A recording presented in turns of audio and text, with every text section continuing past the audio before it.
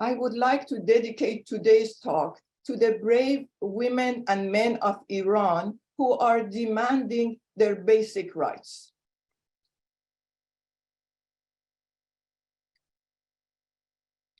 The first question people always ask me is why I became interested in Laura Barney's life.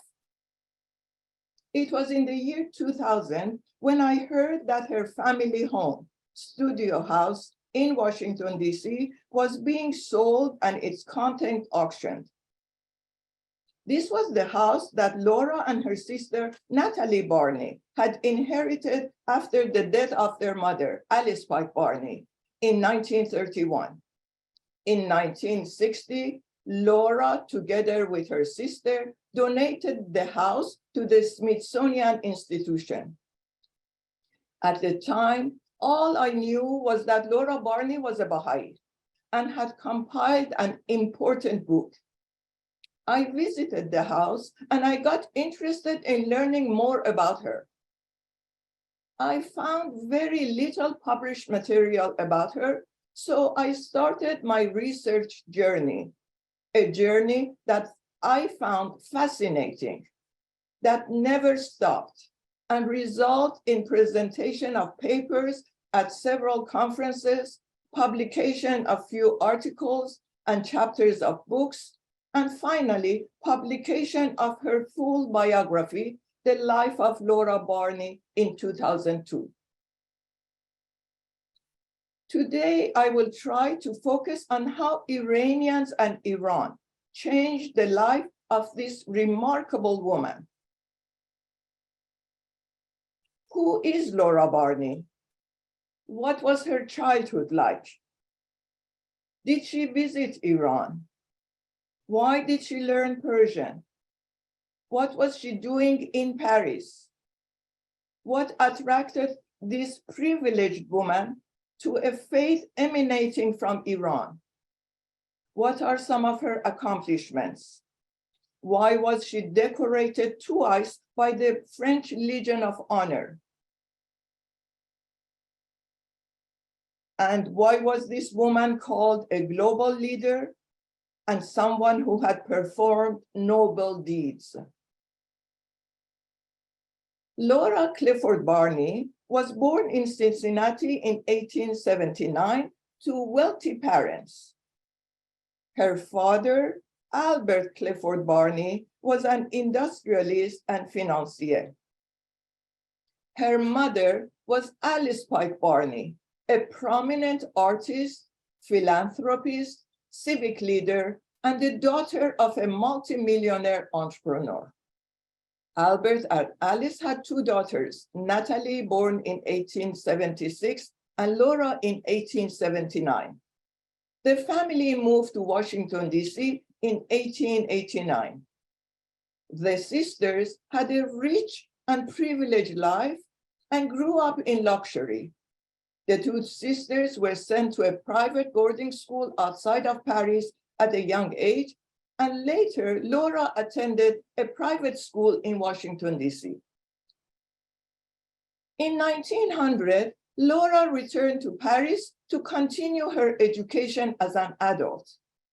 It was that year that she attended a meeting at the home of May Bowles, an American woman who was among the first group of Westerners who had visited Abdul-Baha in Akka, Palestine, today's Israel. Abdul-Baha was the son of the founder of the Baha'i Faith, who had been exiled to and confined in that prison city. He was the appointed leader of the Baha'i Faith after the passing of his father. As a spiritual leader and an innovative Iranian thinker, he promoted social change and progressive developments. Soon after hearing about this spiritual leader, Laura traveled to Akka to meet him. After meeting Abdul-Baha, who was still in confinement, she realized that the teachings he was promoting were what she had aspired to, and she became a believer in the Baha'i faith. Laura's attraction to this new faith was mostly because of its teachings of equality between sexes, world peace, and the oneness of God and humankind. Laura Barney returned to Akka the following year. On this second visit, Abdul-Baha asked her to accompany Abul-Faza'il Golpayegani, an Iranian Baha'i scholar, to Paris and then to United States. Abul-Faza'il was the most erudite and the greatest Baha'i scholars living in Egypt at that time. She accompanied him to Paris, and after 3 months, she accompanied him to the US, where he stayed over 2 years. During his stay, Laura deepened her knowledge of this new religion and started learning Persian. Her mother had also become interested in this new religion. Her mother had also become interested in this religion, and she painted a portrait of Abul-Faza'il, which is now at the Smithsonian National Museum of American Arts. Because of their social status, there were frequent write-ups about the Barney family in the local and even in the national newspapers.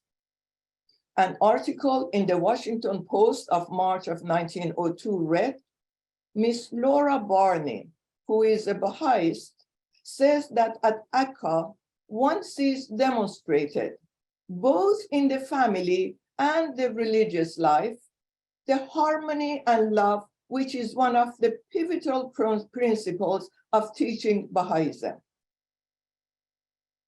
A particular incident that had made Laura's father furious was the news of the publication of a book by Natalie in 1900.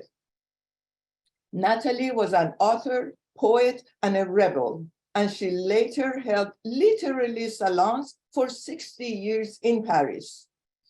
She published a book about homosexual women with drawings done by her mother.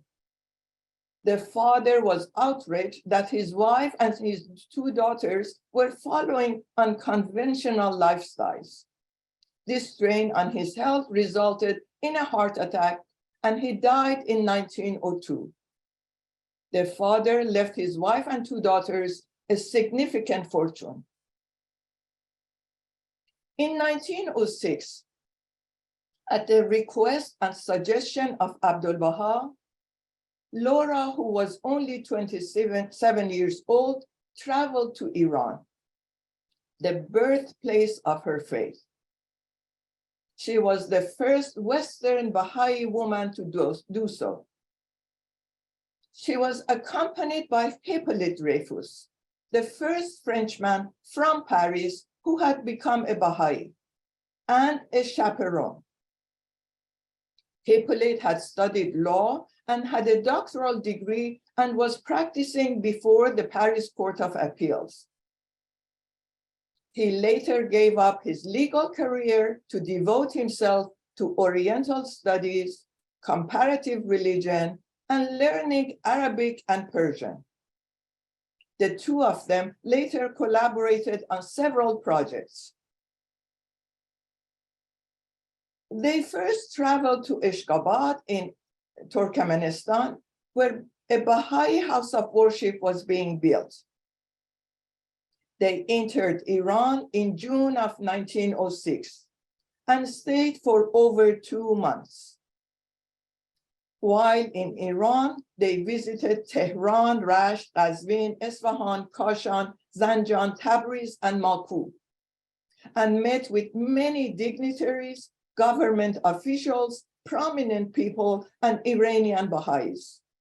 Laura said that she was delighted to meet the crowds. Upon arrival in Iran, they spent one night in Qazvin, the birthplace of Tahirih, the Persian poet and theologian who was among the earliest followers of this new religion, and the first woman to unveil herself in public in a gathering of men. After a grand reception in Tehran, Laura wrote, quote, Of course, the spiritual quality of rarefied atmosphere of such heavenly assemblies where the distinguished members of the West and the East gather together in such a loving environment can neither be described nor recorded. It should only be seen, end of quote.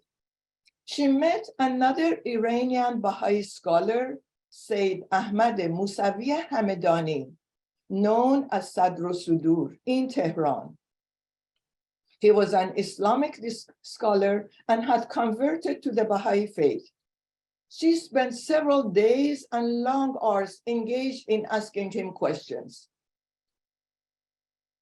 While in Tehran, Laura sent a letter to her mother, reassuring her that she should not worry about her, stating that Iran was, quote, one of the most peaceful countries that she had seen.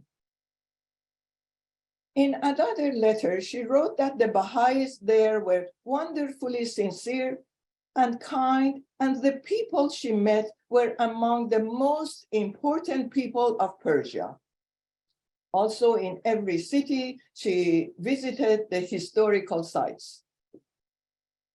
Then they traveled to Tabriz in a doroshke, a carriage.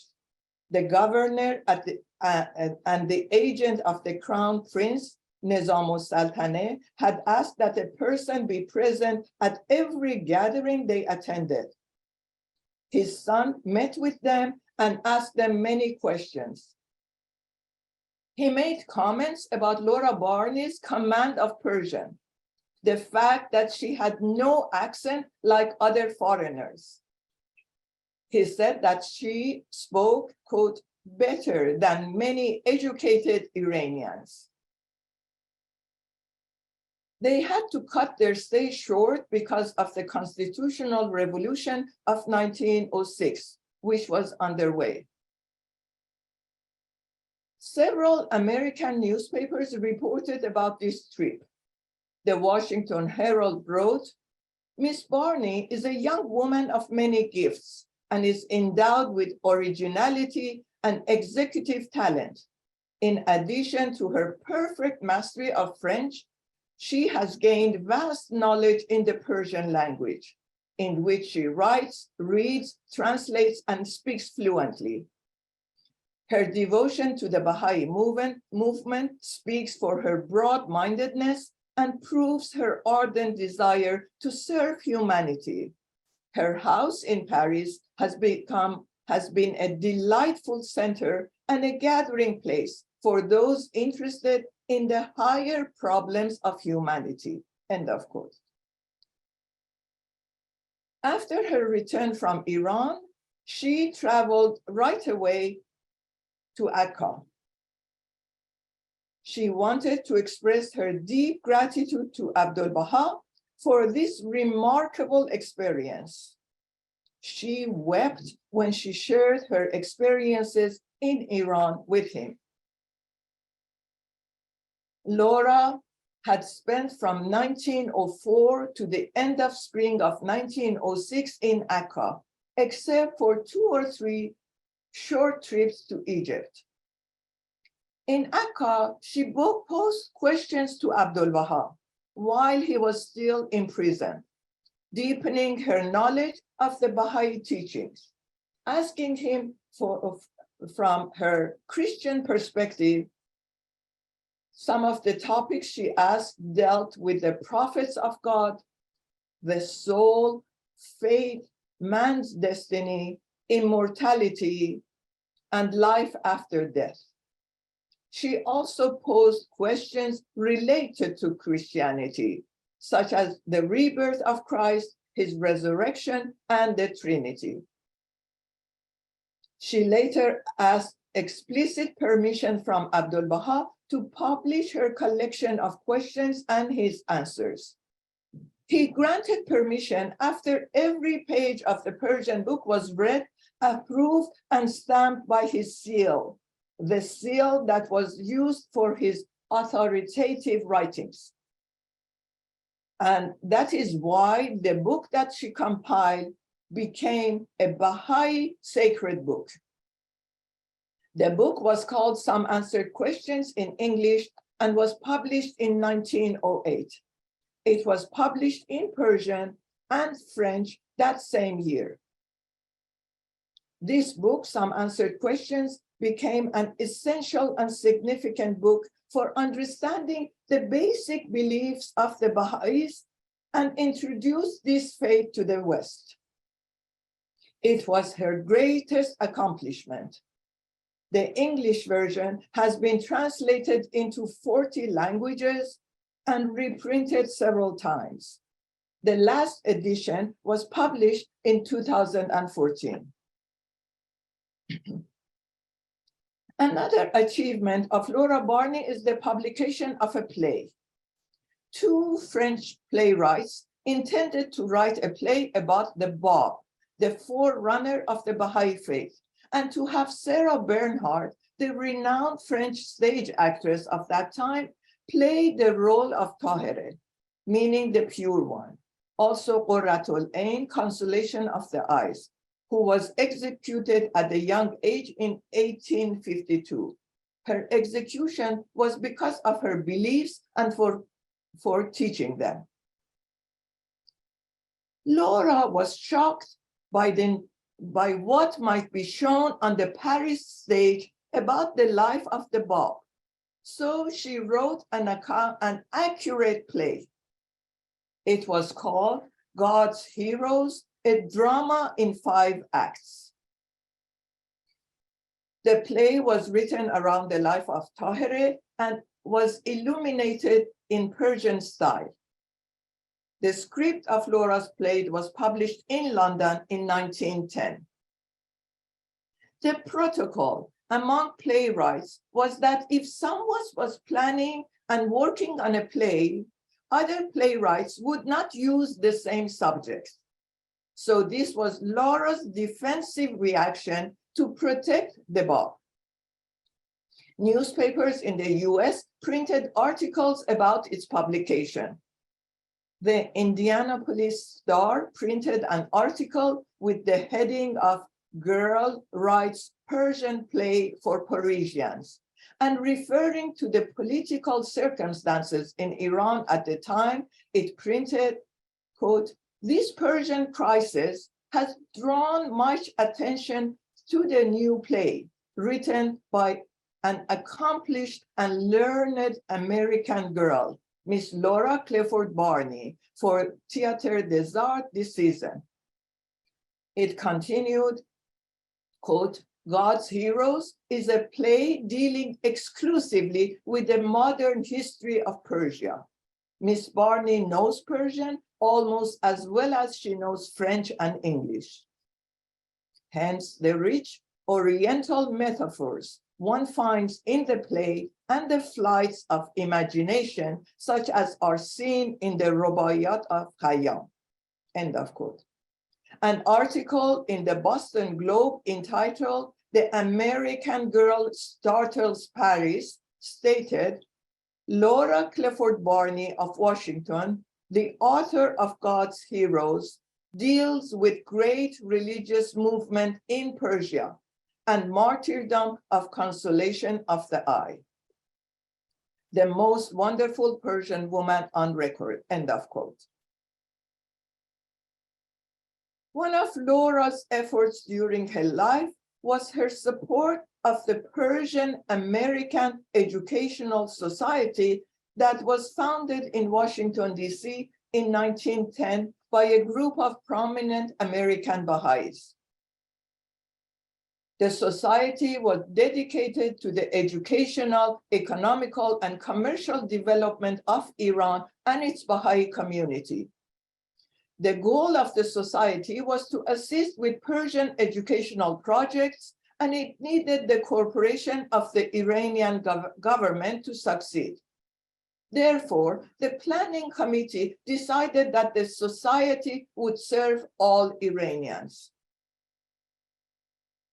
As soon as the mission and the structure of the society was established, an inauguration was planned, and over 350 people, including the representative of Persia to the United States attended this gathering in January 1910 in Washington, D.C. The American minister to Iran also attended. The society solicited donations of books and supplies in the US to be sent to Iran for school libraries. They asked for financial assistance internationally and urged American Baha'is to travel to Iran to teach in schools. The establishment of the Persian American Educational Society had been prompted by the financial difficulties of the Tarbiyat Boys' School in Tehran, which had been established in 1899. American Baha'is financed the school and oversaw its management and the teaching staff. This partnership between Persian and American Baha'is prompted the opening of a girls' school in Tehran in 1911. Laura herself supported the society by paying for the scholarship for young boys. She advised the committee members to be more organized, to specify goals, and to carefully select members of the committee. She also emphasized the importance of girls' education in the society. It was in 1911 that Laura and Hippolyte were married, and they adopted the last name of Dreyfus Barney. They had known each other since 1900 and had collaborated on many projects and had realized that they had common aspirations. The same year, Abdu'l-Baha, who had been freed from exile and imprisonment, traveled to the West for the first time, a trip in which Laura had a major role. It was Laura Barney who had invited him, and it was her husband who met him in Marseille when he arrived. Laura and her husband were with him during his stay in Thonon-les-Bains in France, a town by Lake Geneva, where he stayed for a few days. Next, Abdul-Baha traveled to London, and the Dreyfus Barney joined him there and helped with translations.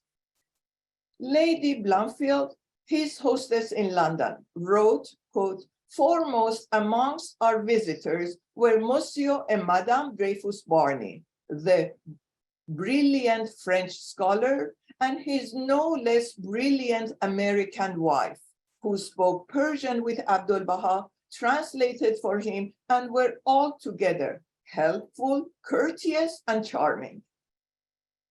They again hosted many meetings and accompanied him when he visited Paris in October of 1911. The following year, Abdul-Baha traveled to North America. His travel lasted 239 days. He visited Washington, D.C. 3 times, and the home of Laura's mother at least 3 times, and addressed the guests there. Laura accompanied him on several of his visits during one of his trips to Washington, D.C. I will share a side story. It was during Abdul-Baha's travel across North America that David Starr Jordan, the president of Stanford University, invited him to give a talk at the university. Abdul-Baha was called a peace apostle, a Persian prophet, a distinguished Persian, a philosopher, a wise man, and a spiritual leader by the Western media. He gave a talk in the main auditorium of the university, holding nearly 2,000 people, in which he discussed several important themes. He expounded the doctrine of a new day for universal brotherhood, the importance of scientific discovery, universal peace, and religious unity. At Stanford University, Abdul-Baha had said, quote, "God created one earth and one mankind to people it. Man has no other habitation, but man himself has come forth and proclaimed imaginary boundary lines and territorial restrictions, naming them Germany, France, Russia, etc. And torrents of pressure bloods are spilled in defense of these imaginary decisions of our own human habitation under the delusion of a fancied and limited patriotism, end of quote. An article was published in the Palo Altan, dated November 1st, 1912, titled Abdul-Baha, the Baha'i Prophet Speaks at Stanford. The article reported the venerable prophet with his long gray beard and Persian cloak and turban gave a true impression of the reincarnation of the Far Eastern prophet of old. It continued, it seems to be a notable day when Abdul-Baha from the far country of the Orient met with Dr. Starr Jordan of the far western shore, both carrying the standard of international peace and universal brotherhood. The article continued, Abdul-Baha carries the message of religion, and Dr. Jordan carries the message of science, both aiming for one great result. As all men are the children of one God, so are they all brothers, and we are at the dawning of a new day, when the relationship of world fraternity will be seen and recognized, end of quote. The Palo Altan continued, quote, if the founders of Baha'is arose from the ancient plains of Persia and sent out the true message, it matters little whether Persia is of the east or the west. From the cradle of human race and the oldest nation of the world comes a voice reaching down the centuries to bring a message of peace to this strong young giant of the West, bidding America to usher in the dawn, end of quote. Abdul-Baha returned to Paris in January 1913 after his trip to North America. The Dreyfus Barneys again hosted many meetings and accompanied him during this visit. They were with him when the Orientalist Edward G. Brown, who was a friend of Laura and Hippolyte, and his wife visited him. Towards the end of 1913, Laura and Hippolyte started a trip to the region of the Eastern Asia. They visited Japan, Korea, and China, and had planned to travel to India and Iran. But while they were in China, World War I broke out. They were forced to sail back to the US and then back to France. During the war, Laura served as a night nurse with the American Hospital in Paris. She also volunteered her services with the American Red Cross and helped with the refugees in several regions of south of France. And Hippolyte assumed his military obligations.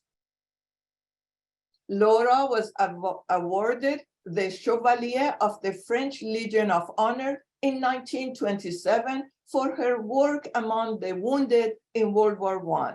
And later, she was promoted to officer of the French Legion of Honor in 1937. At the end of the war in 1920, the Dreyfus Barney embarked on their trip that they had to cut short years earlier and spent about a year and a half traveling from Marseille to Egypt, to Palestine, where they visited Abdul-Baha, then to Dutch Indies, today's Indonesia, French Indochina, Singapore, and India. While in India, they had an audience with Mahatma Gandhi and met with the Indian poet Tagore. It was in Myanmar that they heard the news of the passing of Abdul-Baha in 1921.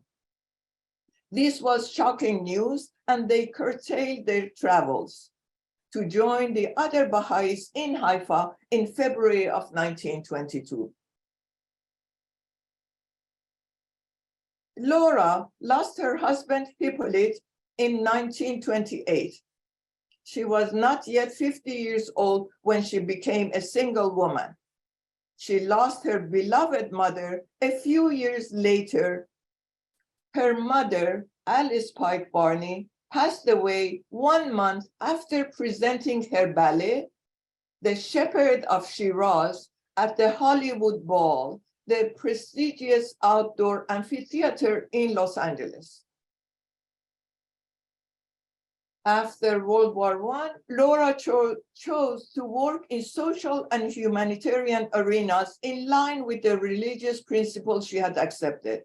She became active with the League of Nations, the predecessor of the UN. The League was the first international organization whose principal mission was to maintain world peace.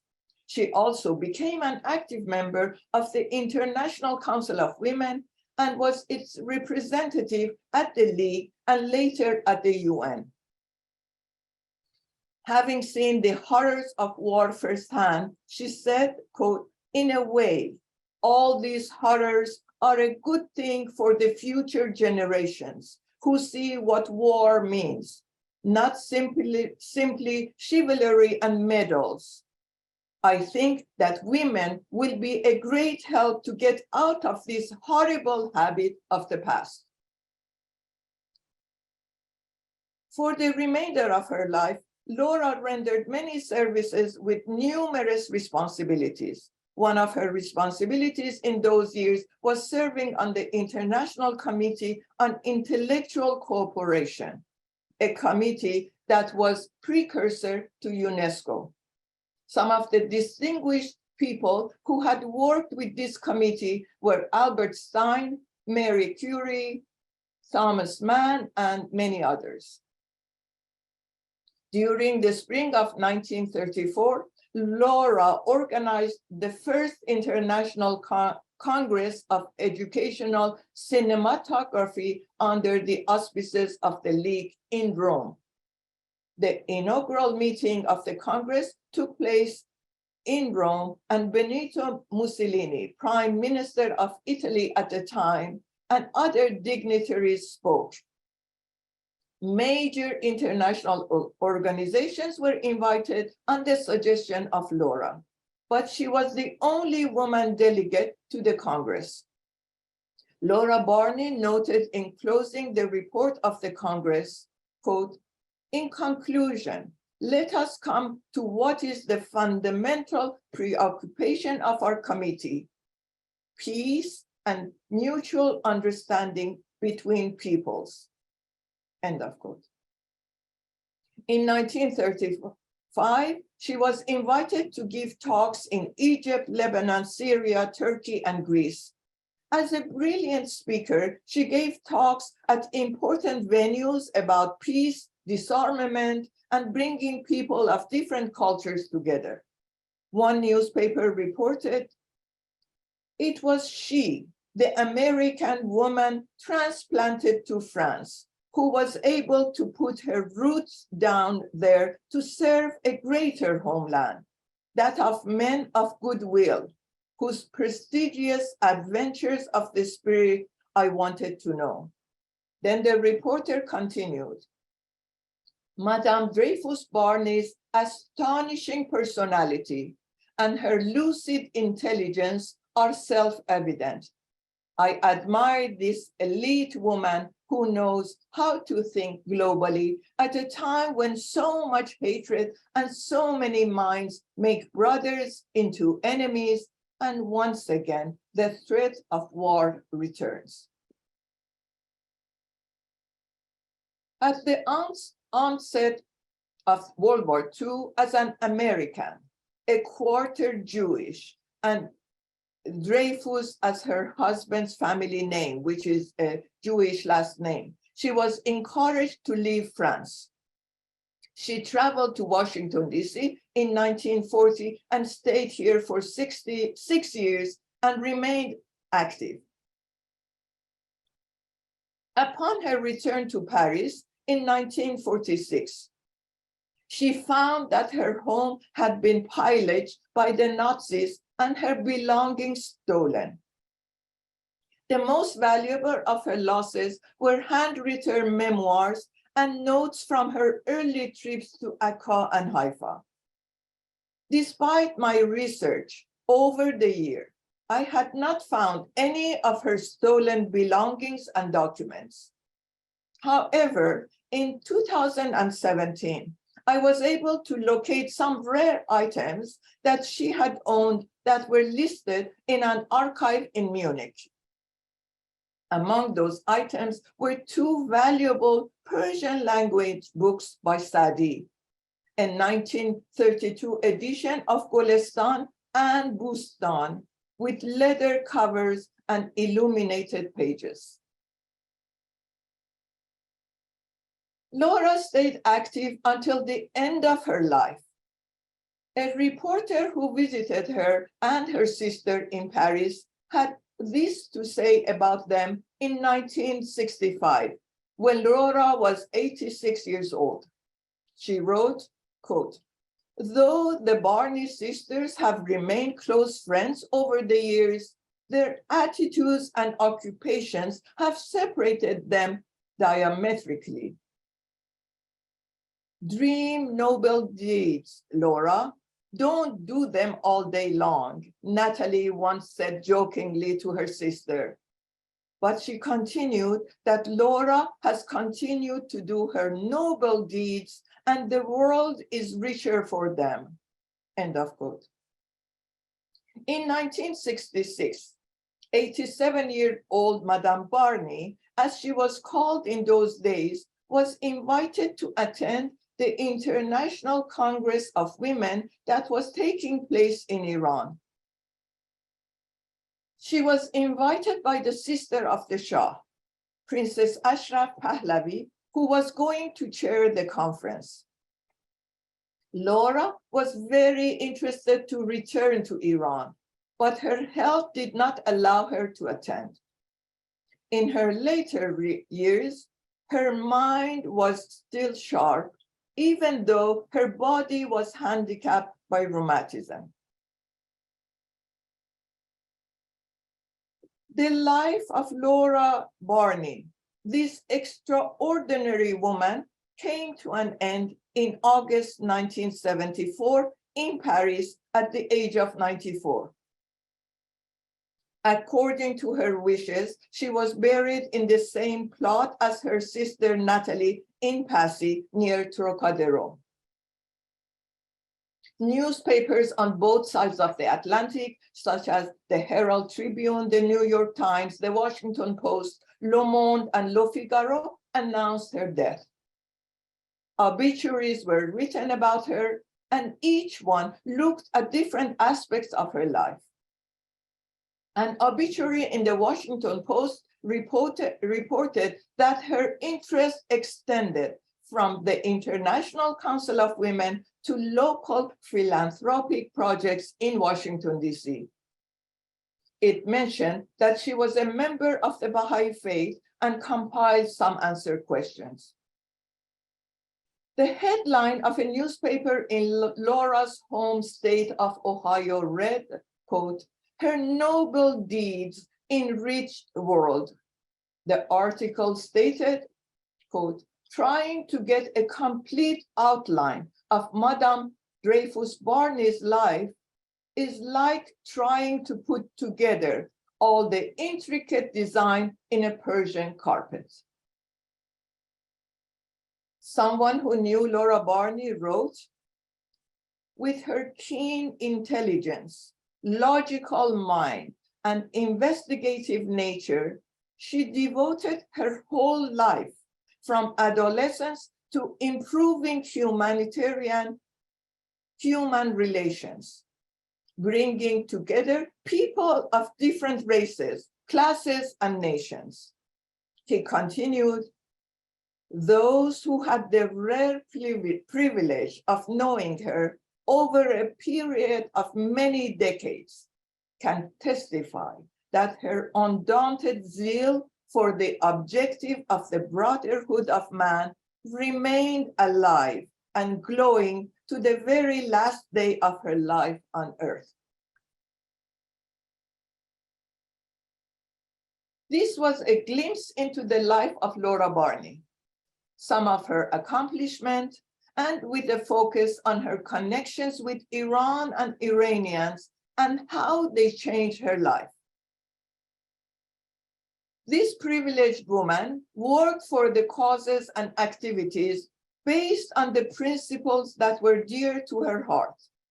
She challenged many of her immediate social norms and selected a path different from what her social milieu would have dictated. She could have selected a much easier path in life. Laura Barney was transplanted to a different country, but she did not have to choose between her two homelands. She believed that one is never without roots when one can serve the great homeland. She tried to bring the world closer together and devoted her life to humanitarian activities and creating mutual understanding between people. This remarkable woman had an intense attraction to the teachings that had come from Iran. It was meeting an Iranian spiritual leader that changed her path in life into one of selfless service to humanity. Perhaps that meeting was a pivotal point in her life, since she devoted the rest of her long life fervently committed to raising awareness to those principles that were instilled in her. Laura Barney received answers to her religious questions from Abdul-Baha at a young age. She always remembered that he had told her to, quote, seek worldly outlets in all her actions. Laura Barney said that he had advised her and those near her not to keep for ourselves alone what he has entrusted to us for humanity. That is why she devoted her life supporting and working voluntarily for organizations that fostered the principles dear to her heart. It was this new religion that had emerged from Iran that impacted the life of Laura Barney in an incredible way. It was through women and men like her that the noble principles of peace, unity, justice, education, and the rights of women were projected to the rest of the world. Thank you so much for giving me this opportunity to share about one aspect of Laura Barney's life, that of her connections with Iran and Iranians and how they transformed her life. Thank you. Thank you so much. That was wonderful and very detailed and thorough. We have a couple of questions and comments coming in, so I'll get straight to them. One viewer writes, thank you so much for the educational and insightful talk. Did Laura write or maybe express in her play how Tahare's life, poetry, and the conference of Badasht inspired her to aspire to all she did?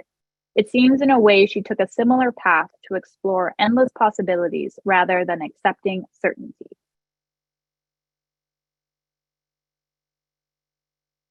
I read God's Hero many years ago and I reviewed it recently. It's about the life of Tahere from her youth until her martyrdom, her execution.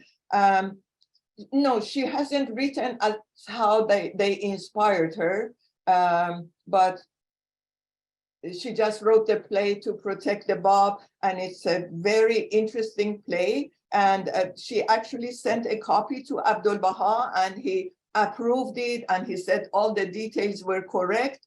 It was translated into Persian and Arabic. Some later years, she says that some of the characters are fictional, but everything else is historical. So it's a historical account of Tahir's life. No, she didn't write as how that has influenced her her endeavors in life. I hope I answered the question. Thank you. Another viewer writes, may I ask how you collected all of these fascinating pictures for the presentation, and that you did a wonderful job? And I'm wondering if you could also say a few words about your research process and how you tracked down the archives and all of the material for this extensive biography. As I said at the beginning, I started my research at the Smithsonian Institution archives.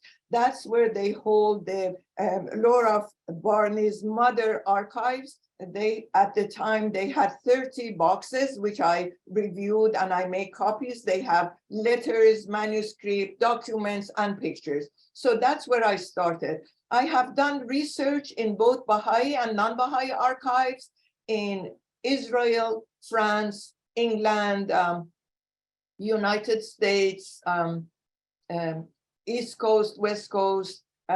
So most of my pictures have come from those archives. What was the second question, the second part of the question?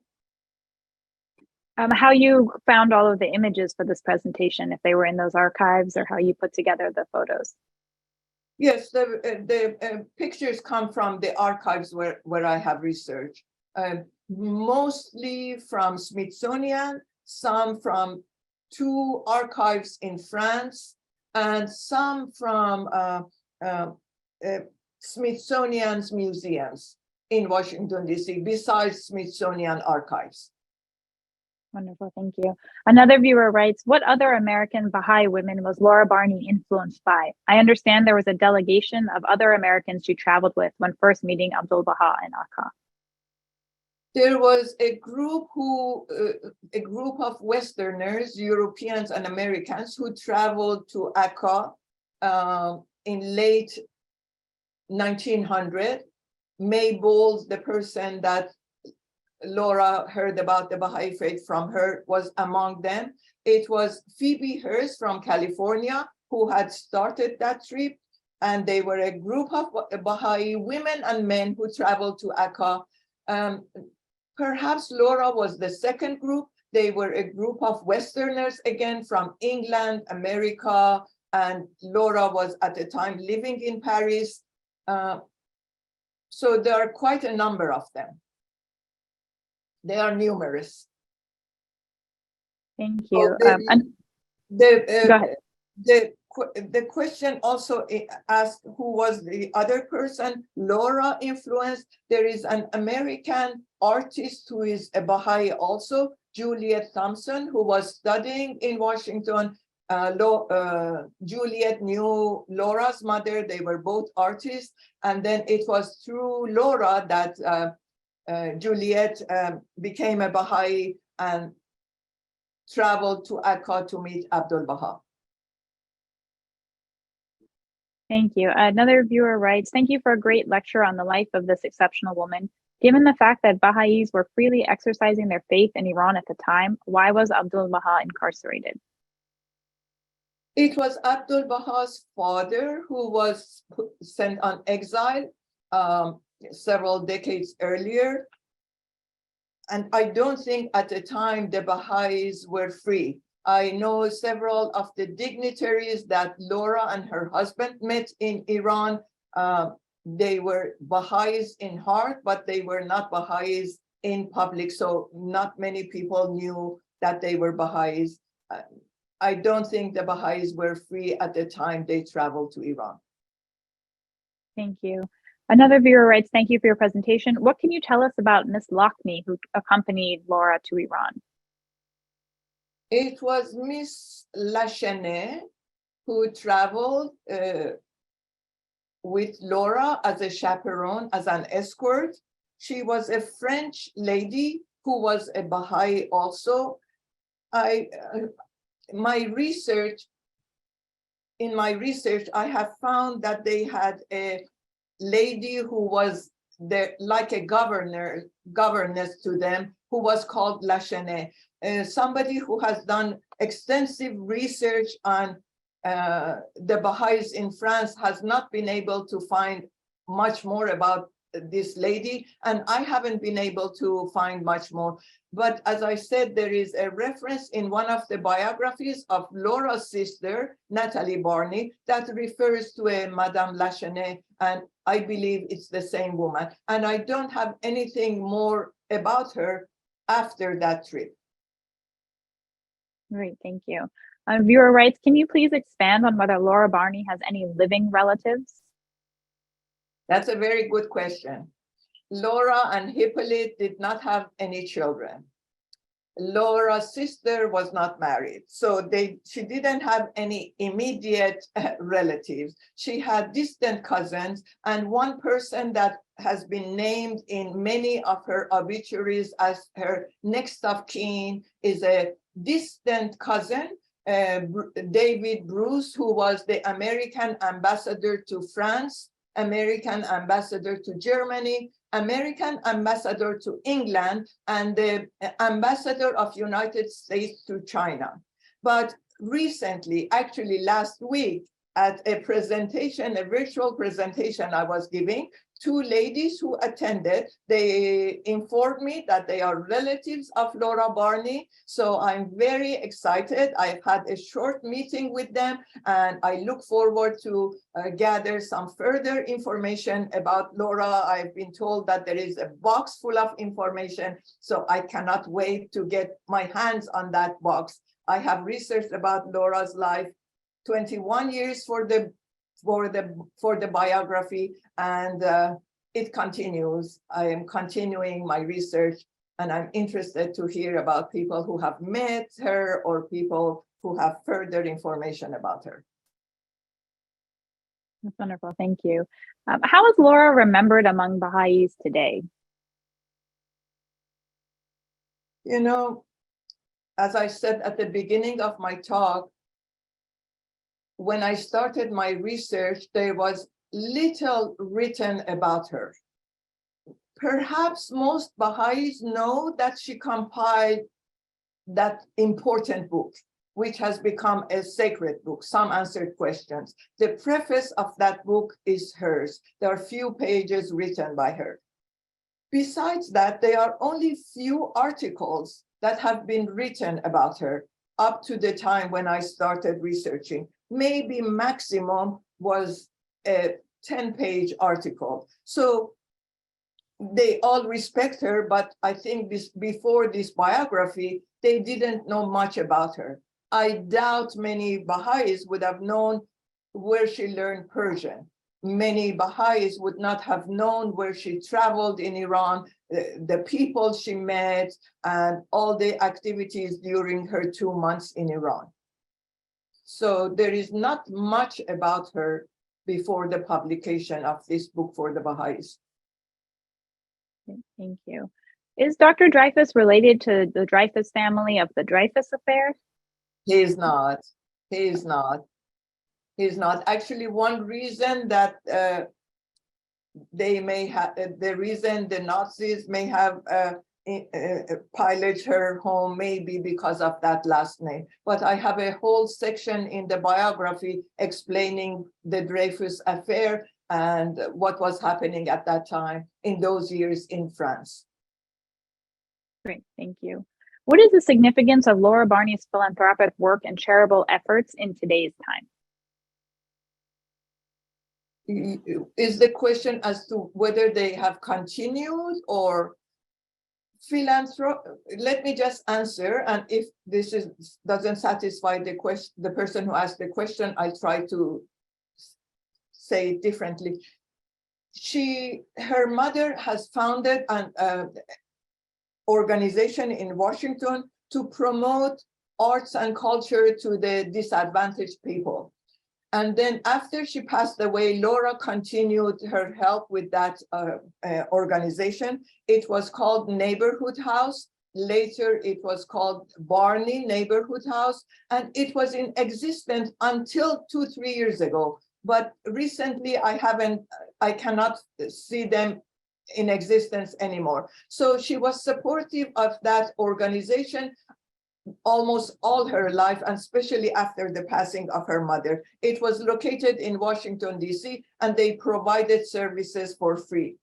And she supported many organizations during her lifetime. As I said, she donated her family home to Smithsonian Institution in Washington, D.C.